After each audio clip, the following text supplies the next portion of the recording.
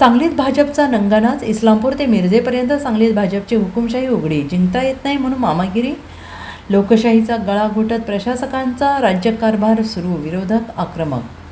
सांगली जिल्ह्यात सध्या राजकीय वातावरण चांगलंच तापलेलं आहे. स्थानिक स्वराज्य संस्था, सहकारी बँका आणि बाजार समित्यांवरून सत्ताधारी भाजप आणि महाविकास आघाडी आमनेसामने आलेले आहे. सांगली जिल्ह्यात भाजपकडून सूडबुद्धीचं राजकारण सुरू असल्याचा गंभीर आरोप विरोधकांनी केलेला आहे. तिथे भाजपची सत्ता नाही, तिथे प्रशासक नेमणे किंवा कायदेशीर बाबींचा आधार घेत विरोधकांच्या पदसिद्ध लोकप्रतिनिधींना अपात्र ठरवण्याचा कट रचला जात असल्याचा दावा महाविकास आघाडीने केलेला आहे. गेल्या काही काळात सांगली जिल्ह्यात भाजप आपली ताकद वाढवण्यासाठी सामदाम दंडभेद या नीतीचा वापर करत असल्याचा आरोप होतो आहे. स्थानिक संस्थांमध्ये विरोधकांना शह देण्यासाठी एकापाठोपाठ एक असे प्रशासकीय आणि कायदेशीर कारवायांचा धडाका सुरू आहे. सर्वात आधी इस्लामपूर नगरपालिकेच्या नगराध्यक्षांसह त्यांच्या सहकाऱ्यांना जागेच्या कारणावरून अपात्र ठरवण्यात आलेला आहे. हा थेट राष्ट्रवादी काँग्रेस, शरदचंद्र पवार गट आणि जयंत पाटील यांच्या गटाला धक्का मानला जातो आहे. त्याचप्रमाणे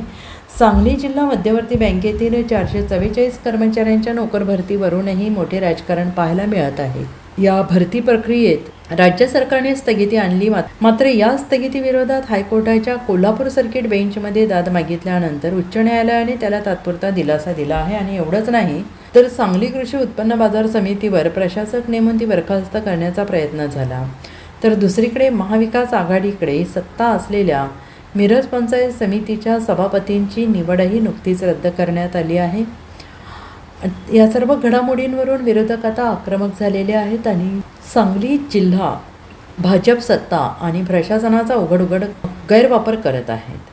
निवडणुका जिंकता येत नाहीत म्हणून प्रशासक बसवणे आणि लोकप्रतिनिधींना अपात्र ठरवणे ही भाजपची सूडबुद्धीची नवी पद्धत झालेली आहे. जनता हे उघड्या डोळ्यांनी पाहत आहे.